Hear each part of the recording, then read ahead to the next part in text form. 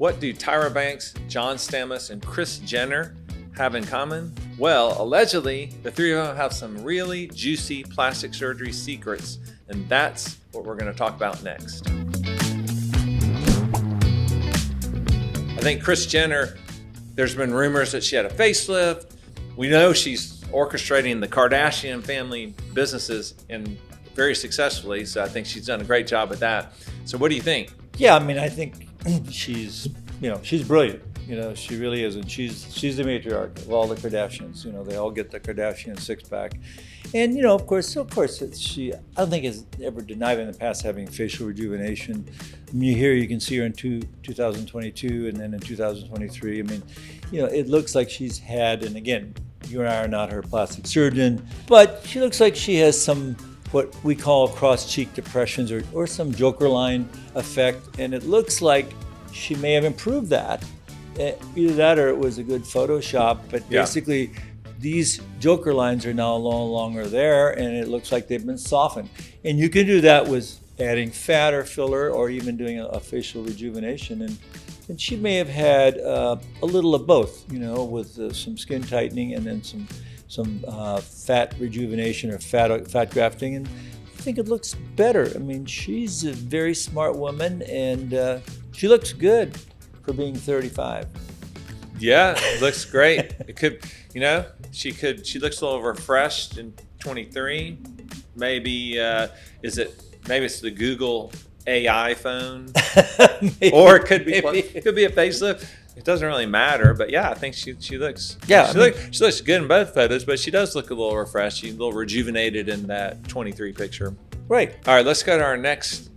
This is Tyra Banks, and so she just recently came out and said that her secret to she's 54 or 55, I think. She looks like she's 25 still, and she said the secret is that she puts on a little extra weight because she doesn't lose that volume in her face that you do as you get older.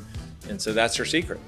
I think it's hard to just gain weight in the face. If you gain weight, many times you gain it, and the face is the last thing to get fuller, and it's always the first thing to get thinner when you lose weight. So, but she does certainly look different, and again, it's a different type of photography, and but if that's what she said she's done, I think that's possible, but I haven't seen the rest of her body, Bill.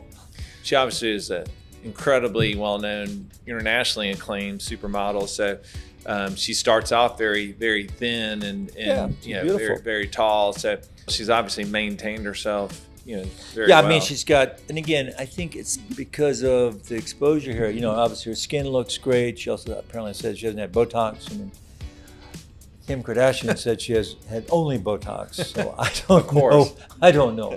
But, we're not her plastic surgeons, but I think she does look good, but I think she may have had maybe other things than just gaining weight. All right, who's we got next? John Stamos. So I think he in his memoirs said the only thing he's done is he had 2 rhinoplasties many, many years ago. Yeah, it does look like he's had, a rhinoplasty.